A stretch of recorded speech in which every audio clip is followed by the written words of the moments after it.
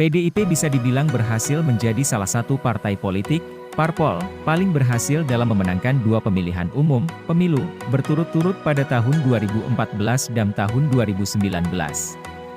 Mungkinkah partai berlambang banteng tersebut mendapatkan kemenangan ketiganya, hat-trick?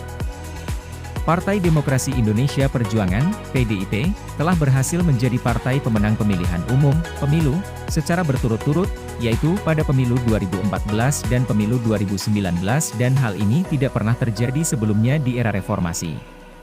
Terakhir, partai yang berhasil memenangkan pemilu secara berturut-turut adalah Partai Golkar pada masa Orde Baru. Oleh karena itu, tentu PDIP berambisi untuk kembali memenangkan pemilu yang ketiga kalinya secara berturut-turut. Tulisan ini mencoba untuk memberikan hal-hal yang perlu diperhatikan PDIP jika ingin memenangkan pemilu 2024 mendatang.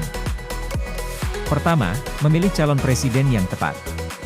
Tidak dapat dipungkiri bahwa kotail efek atau efek ekor jas memiliki pengaruh dalam hasil pemilu di Indonesia. Sebagai contoh, kemenangan Partai Demokrat pada pemilu tahun 2009, dipengaruhi oleh kemenangan Susilo Bambang Yudhoyono, SBY, yang merupakan Ketua Umum Partai Demokrat pada pemilihan presiden di tahun yang sama.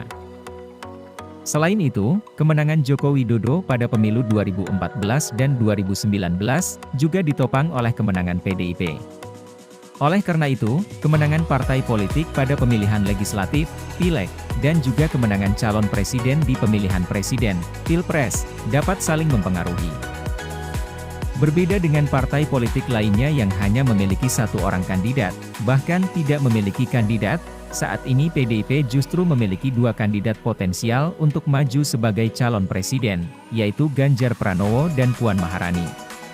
Di satu sisi, Ganjar Pranowo sampai saat ini unggul dalam elektabilitas. Di sisi lain, Puan Maharani merupakan anak dari Ketua Umum PDIP, Megawati Soekarnoputri, dan secara tidak langsung sudah dipersiapkan untuk maju di pemilu 2024 sebagai calon presiden. Bahkan, di beberapa kesempatan, Puan juga mengisyaratkan akan maju sebagai calon presiden dari PDIP. Meski dilematis, memajukan Ganjar Pranowo dinilai lebih rasional dan bijak jika dibandingkan dengan Puan Maharani. Pasalnya, elektabilitas Ganjar Pranowo selalu teratas berdasarkan hasil survei dari beberapa lembaga. Selain itu, tidak memajukan Ganjar Pranowo tentu lebih memiliki risiko. Misalnya, ada kemungkinan Ganjar Pranowo yang merasa memiliki elektabilitas tinggi keluar dari PDIP dan mencari partai yang bersedia mengusungnya. Jika demikian, maka hal ini akan berdampak buruk bagi perolehan suara PDIP. Opsi terbaik adalah dengan memajukan Ganjar Pranowo dan mempersiapkan Puan untuk menjadi penerus Megawati dengan menjadi Ketua Umum PDIP.